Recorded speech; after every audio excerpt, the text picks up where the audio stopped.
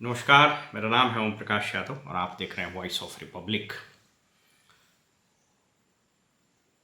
देश का बजट पेश हो गया। सभी लोगों ने अपने अपने अंदाज से बजट पर पूरी परिचर्चा, पूरा एनालिसिस, पूरा व्याख्यान दिया। उस सब से इतर आज हम एक ऐसे विषय पर बात करेंगे जो आपके हृदय को छू लेगा और कदाचित इस पर अभी तक प्रमुखता और व्यापकता से किसी ने बात नहीं की है। मैं कुछ आंकड़ों पर आपको ले चलता हूं। आपको साबित होगा कि एक मगही में कहावत है, माल महाराज के मिर्जा खेले होली। और एक और कहावत है, कमाए लंगोटिया खाए लम धोतिया। किस तरीके से इस पूरे बजट को या इसके पिछले भी बजट को देख करके आपको समझ में आएगा कि ऐसा क्यों होता है कि जो टैक्स देता है वो वोट नहीं देता और जो वोट देता है वो टैक्स नहीं देता। और ये इस देश की सबसे बड़ी विडंबना है। आज हम अपने परिचर्चा में, आज हम अपनी विवेचना में इन सभी चीज़ों पर आपको स्पष्टता से, बिल्कुल फैक्ट्स और फिगर पर आपको स्पष्ट कर देंगे। पहले कुछ आंकड़ों को देख लीजिए। इस देश में पिछले वर्ष के जो आंकड़े हैं और वो पब्लिक डोमेन में है, वो कहते हैं कि लगभग 7,41,00,000 लोगों ने इनकम टैक्स रिटर्न भरे थे, जिसमें लगभग 2.5 करोड़ के आसपास लोगों ने टैक्स पे किए हैं, जो पूरे आबादी का, देश की आबादी का लगभग 1.68 या आप उसको प्रैक्टिकली 2.25% मान सकते हैं। यानी 140 करोड़ की आबादी में मुश्किल से 2.5 करोड़ लोग टैक्स देते हैं। इनकम टैक्स की बात मैं कह रहा हूं। पहले आंकड़ों को थोड़ा सुन लीजिए। इस देश में, और यह जो टैक्स है, जो इनकम टैक्स पे किया है, उसके आंकड़े को जरा समझ लीजिए। 2022-23 में ये बजट के फिगर से मैं उठा के आपको बता रहा हूँ। 2022-23 में इनकम टैक्स जो रिसीट हुआ वह 8.3 लाख करोड़, यानी लगभग 8.25 लाख करोड़ के आसपास इनकम टैक्स से पैसा भारत सरकार को मिला। एक और टैक्स होता है, उसको कॉरपोरेट टैक्स बोलते हैं। जो बड़े कंपनी, कॉरपोरेट कंपनीज वो टैक्स देती है। हम आपको बताएंगे कि किस तरीके से इस देश में खेल हो रहा है। हम यह भी बताएंगे कि देश के 74, 75, 76 साल गुजर गए आज़ादी के, क्यों मात्र 2.25% लोग टैक्स दे रहे हैं। इसका मतलब बाकी का 98% आदमी को हम लोगों ने ऐसा बना करके रखा है कि वो टैक्स देने लायक भी नहीं कमाता। इसका मतलब सीधे हुआ। हम आपको यह भी बताएंगे कि दुनिया के अलग अलग मुल्कों में, जैसे नॉर्वे में, डेनमार्क में, न्यूजीलैंड वगैरह में 80% आबादी वो टैक्स देता है। इसका मतलब 80%, 85%, इनफैक्ट अगर नॉर्वे की बात करें तो लगभग 90% लोग वहाँ टैक्स देते हैं। यानी 90% के पास इतनी आमदनी है जो टैक्स देने के लायक है।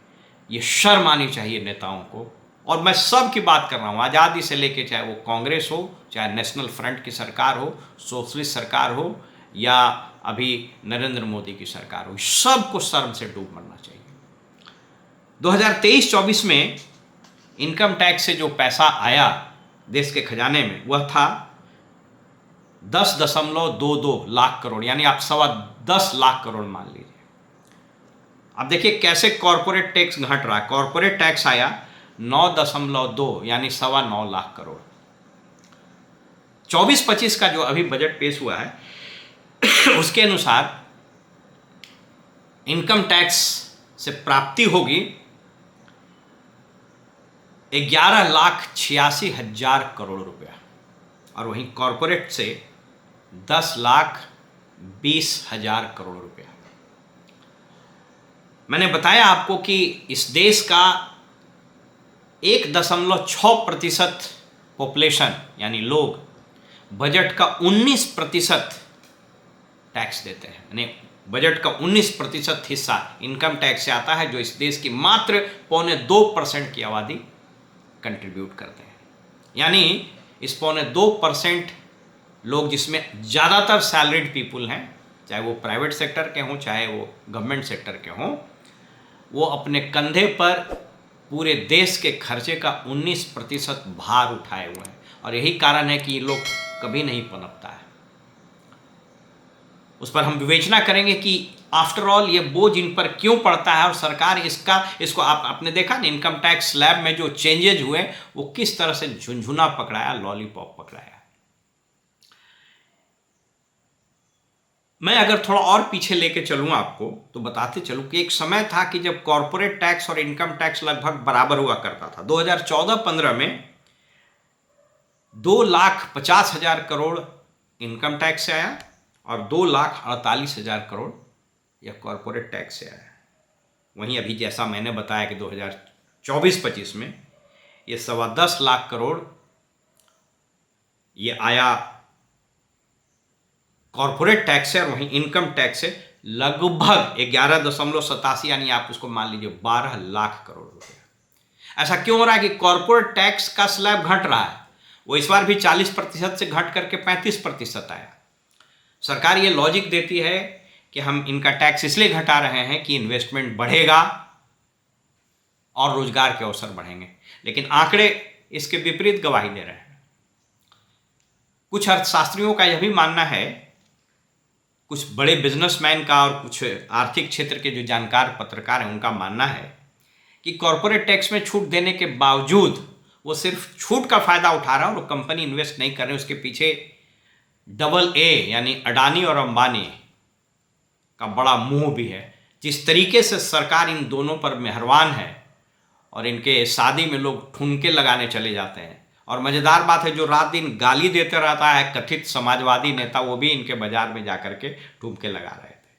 तो उन लोगों का ये मानना है कि संभवतः कंपनियां इसलिए डरी हुई हैं कि ये लोग डर रहे हैं कि ऐसा न हो कि ये अडानी और अंबानी, ये हम लोग अगर कंपनी खड़ा करें, इन्वेस्ट करें, और ये लोग दोनों उसको लील नहीं जाए, उसको निगल नहीं जाए। एक दो और चीज थोड़ा सा हम लोग बात कर लें।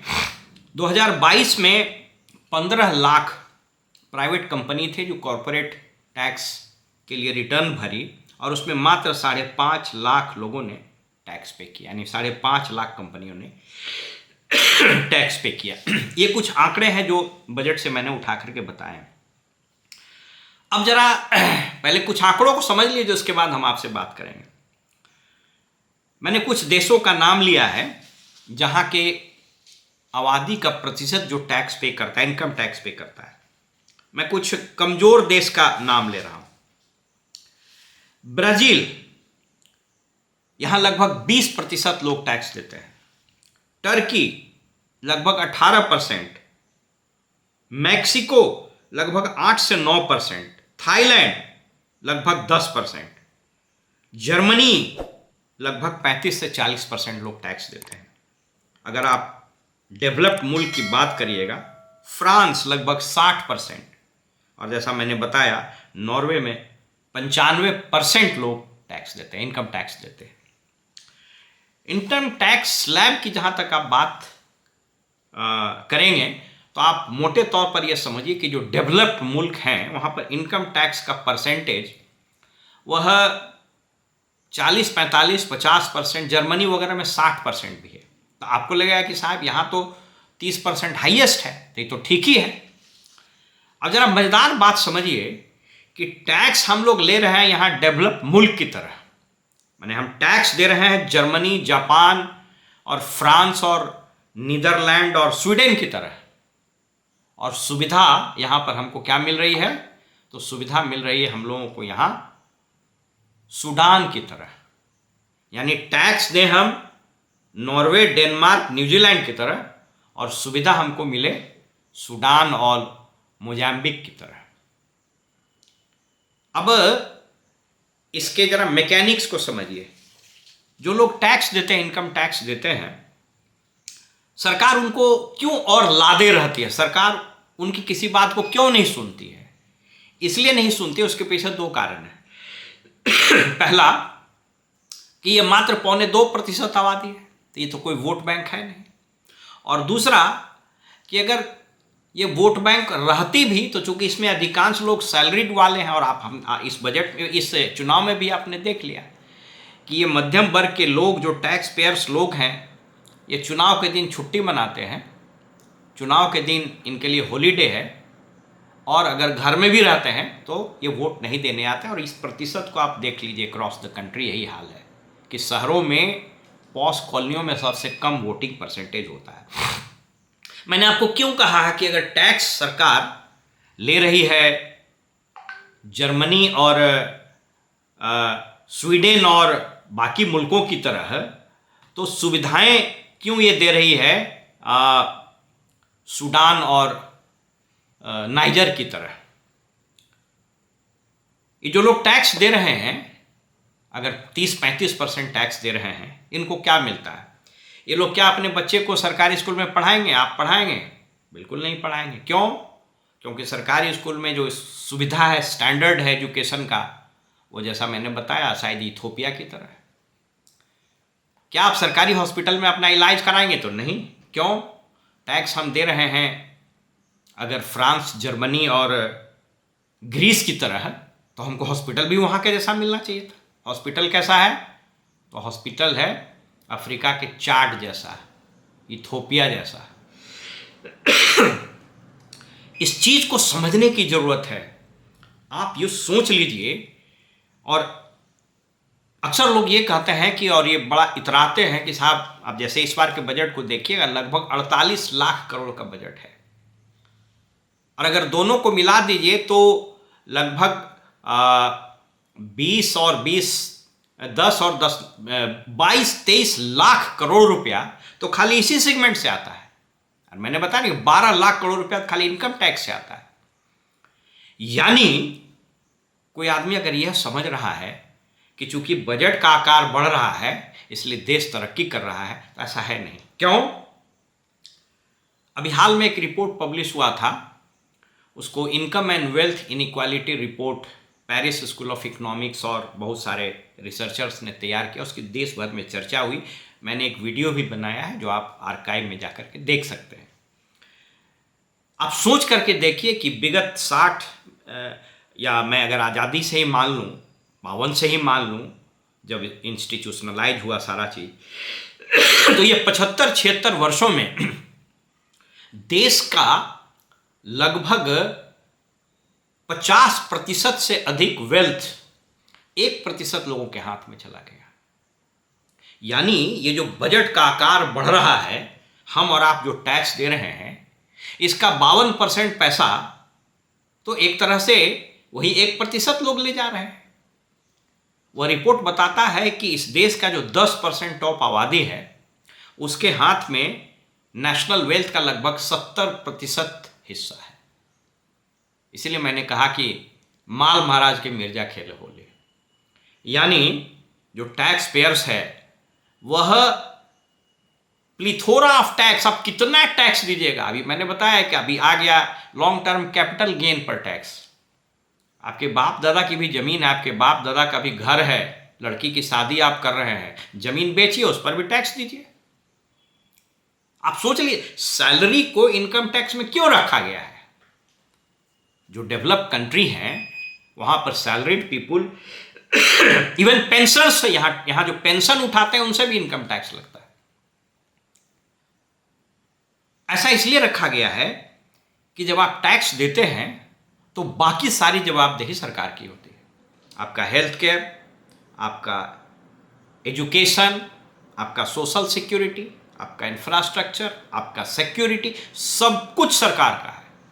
जिन देशों की मैंने चर्चा की जहां 70-80% लोग टैक्स दे रहे हैं और जहां टैक्स का स्लैब 50-60% है, जर्मनी में मैंने बताया सबसे ज़्यादा टैक्स है, 60% टैक्स है, लेकिन वो टैक्स देने के बाद वो नागरिक फ्री है। क्यों? बेस्ट ऑफ द बेस्ट उसको मेडिकल केयर मिल रहा है, बेस्ट ऑफ द बेस्ट उनके बच्चों को एजुकेशन मिल रहा है, ओल्ड एज में उनको सोशल सिक्योरिटी मिल रहा है, उसको वर्ल्ड क्लास का इंफ्रास्ट्रक्चर मिल रहा है, उसको बेस्ट ऑफ द बेस्ट सुविधाएं मिल रही है। लेकिन हमारे यहाँ best of the best tax दीजिए और वर्स्ट से वर्स्ट सुविधा आप लीजिए। ऐसा क्यों हो रहा है? तो ऐसा इसलिए हो रहा है कि टैक्स पेयर्स की कोई आवाज़ नहीं होती है। कनाडा में एक ऑर्गेनाइजेशन है, उसका नाम है कैनेडियन टैक्स पेयर्स फेडरेशन। वो हर साल एक टेडी अवार्ड घोषित करता है कि जो सरकारी महकमा, जो सरकारी व्यक्ति टैक्स पेयर के यानी स्टेट एक्सचेकर यानी सरकारी खजाने का सबसे ज़्यादा दुरुपयोग करता है, उसको ये लोग वो अवार्ड दे देते हैं। और वो इतना बेइज्जत होता है कि या तो रिज़ाइन करता है या वो पैसा लौटाता है या माफ़ी मांगता है देश से। हमारे देश में भी यह व्यवस्था हो, सभी टैक्स पेयर्स को जागना होगा। आपके कंधे ये 98% का बोझ उठाने के लिए नहीं बने हैं। और क्यों ये 98% को हम लोगों ने या सरकारों ने, इस व्यवस्था ने यहाँ तक पहुँचा दिया कि वो आज तक टैक्स देने के लायक नहीं हुए। 76 साल देश की आज़ादी का हो गया, ढिंढोरा रोज हम पीटते रहते हैं। जहाँ 85 करोड़ लोगों को 5 किलो अनाज पर निर्भर रहना पड़े, शर्म आती है ऐसे देश के विकास पर। और ये लोग बड़े बड़े सिक्की बगाते हैं। मैंने ये बात क्यों कही कि माल महाराज की मिर्जा खेले होली। ये तमाम मंत्री, तमाम विधायक, तमाम एमएलए, जजेस, टॉप के ब्यूरोक्रेट्स, बड़े उद्योगपति, बड़े बिजनेसमैन जिनका लाखों करोड़ रुपया कर्जा माफ हो जाता है। अब जैसे देखिए रिलायंस लगभग 20,000 करोड़ इनकम टैक्स देती है और लाखों करोड़ उसके एवज में उनको कर्जा माफी हो जाता है। तो क्या फर्क पड़ता है उसको? हमारा और आपका क्या कर्जा माफ हुआ? आप एक होम लोन ले लीजिए, एक पर्सनल लोन ले लीजिए, बैंक और आपको जो वसूली का एजेंसी आपको जान मार करके आपको बेइज्जत कर देगा। कितने लोग सुसाइड कर देते हैं, किसानों के देख लीजिए। इसलिए ये समझने की जरूरत है कि over a period of time इस देश की आर्थिक नीतियां ने इस स्थिति में इस देश को पहुंचा दिया है जहां 80 से 85% लोग सरकार के द्वारा मुहैया कराए गए दान पर, फ्री बीज पर निर्भर है। कहता है ना कि मुफ्त का खाने की आदत डला दीजिए, वो जीवन भर भोजन पाने को ही विकास मान लेगा। हिटलर ने कभी कहा था कि जनता को इतना कर के बोझ पर लाद दीजिए कि उसको लगे कि हम सांस भी लेंगे तो हमको टैक्स देना चाहिए। और यहां आप देख लीजिए, उठा करके घर से बाहर निकालिए पैर और टैक्स का खेल चालू। क्या कभी किसी ने ये कहा कि अगर हमारे टैक्स के पैसे से जो पूल बनता है यानी जो रिसोर्सेज बनता है, उस खजाने से अगर फाइनेंस कमीशन के रिकमेंडेशन पर अर्बन लोकल बॉडीज या पंचायतों को जब राशि मिल ही जाती है तो फिर ये नगर निगम, नगर पालिका टैक्स क्यों वसूलती है, क्यों होल्डिंग टैक्स लेती है? माने आप इनकम टैक्स दीजिए, जीएसटी दीजिए, सर्विस टैक्स दीजिए, म्युनिसिपल टैक्स दीजिए, वाटर सेस दीजिए, एजुकेशन सेस दीजिए। हद है, एजुकेशन सेस भी हम दे रहे हैं। और जितने स्कूल हैं, जितने सारे एजुकेशनल इंस्टीट्यूशन है सरकारी, गवर्नमेंट ओन, उसकी क्या हालत है आप देख लीजिए। क्या आप अपने बच्चे को वहाँ पढ़ाइएगा? क्या आप अपना इलाज कराइएगा? आज अगर आपकी किडनी फेल हो गई, हार्ट का प्रॉब्लम हो, आप जाइएगा सरकारी हॉस्पिटल। ये स्थिति पैदा हो गई है। तो पहला तो वो हुआ। दूसरा कि ये सब लोग एक पूरा सिस्टम बना हुआ है कि ज़्यादा से ज़्यादा टैक्स का पैसा वसूलिए और हम लोग अपने में खर्च करेंगे। कौन इस बड़ी राशि का उपभोग कर रहा है? कभी किसी ने पूछा है? सारा इलाज फ्री, घर फ्री, गाड़ी फ्री, स्टाफ फ्री, बड़े बड़े बंगले फ्री, सारी चीज़ें इनकी फ्री, और आप और हम जीवन भर कमाइए। कहता है कि टैक्स देते जन्म लीजिए, टैक्स देते देते मर जाइए। इस टैक्स के मकर जाल में यह देश फंसा हुआ। आज वक्त आ गया है इस पर प्रश्न उठाने का कि कौन जवाबदेह है कि 76-77 साल के बाद भी मात्र 0.2% लोग इस स्थिति में आए हैं जो इनकम टैक्स दे रहे हैं। इस सवाल को उठना चाहिए और टैक्स पेयर यह सवाल उठाए कि मेरे पैसे से आपकी धमाल चौकड़ी नहीं होगी, मेरे दिए गए टैक्स के पैसे से आप हवाई जहाज से विदेशों की यात्रा नहीं कीजिएगा। मेरे टैक्स के पैसे से आपका लोन माफ़ नहीं होगा। ये वक्त आ गया है, यह आवाज़ जनता से उठना चाहिए। फिलहाल हमें इजाज़त दीजिए और आप देखते रहिए वॉइस ऑफ रिपब्लिक। नमस्कार।